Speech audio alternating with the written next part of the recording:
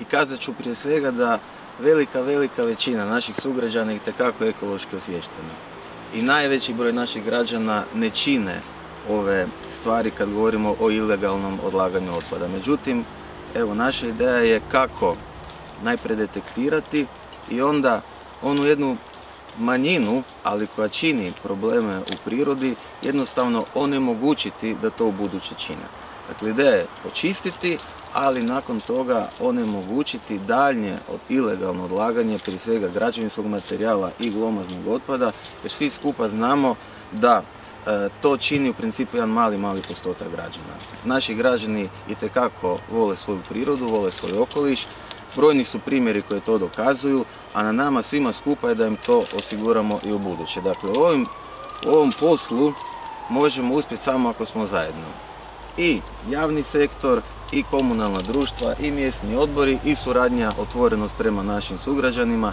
Zato ja koristim ovu priliku pozvati sve, ukoliko se primijeti bilo kakva pojava koja nije dopuštena, nek nam čim prije jave, da li u Pula Herkulaneu, da li u svoj mjesni odbor ili direktno u gradsku upravu, a na nama je da onda promptno reagiramo. To je prioritet grada, to je od uvijek bio prioritet grada, međutim, normalno kao svaki sustav mi gledamo na koji način potaknuti, razmišljamo na koji način biti još efikasniji, jer nije cilj samo po sebi odvajanje velikih financijskih sredstava i da se to opetovano svake druge godine znači da je potrebno intervenirati. Cilj je naći jedan sistem kojima ćemo spriječiti ilegalno deponiranje, znači otpada u prirodu.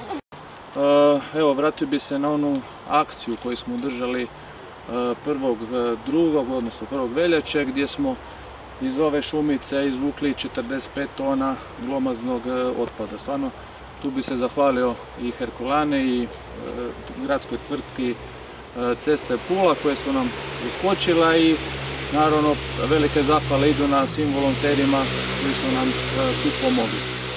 Krećemo od lokacija oko Pulskog groblja, ona cesta koja vodi dole po zaobilaznici i u samo onu tvrđavu gdje imamo nekih 15 kubika što glomaznog, što građevinskog otpada.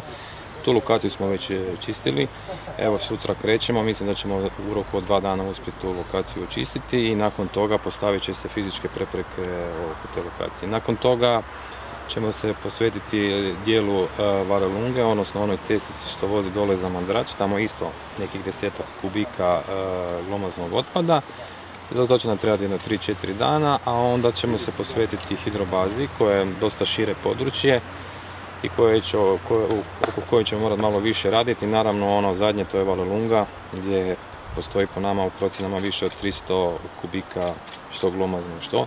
Za tu lokaciju će biti potrebno osigurati mehanizaciju, bit će potrebno osigurati prilaz samim tim punktovima gdje je otpad napravljen, tako da ćemo koristiti i djelatnike malo hortikulture, mehanizaciju, bagare, kamione, sve ono što je potrebno.